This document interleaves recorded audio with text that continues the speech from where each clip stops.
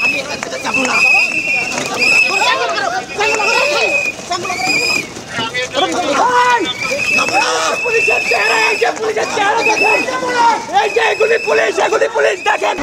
Police বিনা অপরাধে TSC থেকে গ্রেফতার করে নিয়ে এসেছে। সারা দেশের সকল জনতাকে বলতে চাই, আপনারা রাজপথে নেমে আসুন, ছাত্রদের পাশে দাঁড়ান, ছাত্রদের পাশে দাঁড়ান, ছাত্রদের পাশে দাঁড়ান।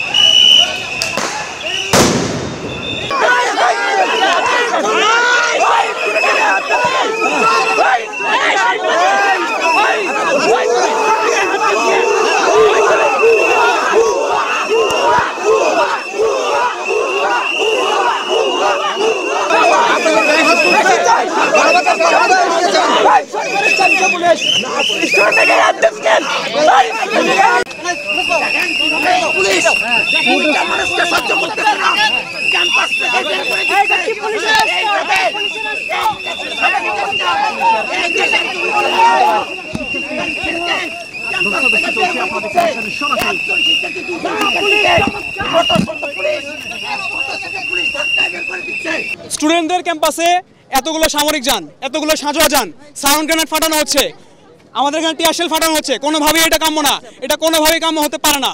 ঢাকা বিশ্ববিদ্যালয় শিক্ষার্থীদের ক্যাম্পাস, এখানে কোনোভাবেই সামরিক বাহিনী, পুলিশ, এপিবিএন এগুলো কোনোভাবেই প্রবেশ করতে দেওয়া উচিত না, প্রবেশ করতে দেওয়া সম্ভব না। বিজিবির দায়িত্ব হচ্ছে সীমান্তে, আমাদের সীমান্তে প্রতিদিন লাশ পড়তেছে এবং বিজিবির সহকর্মী নিহত হয়েছে কিছুদিন আগে।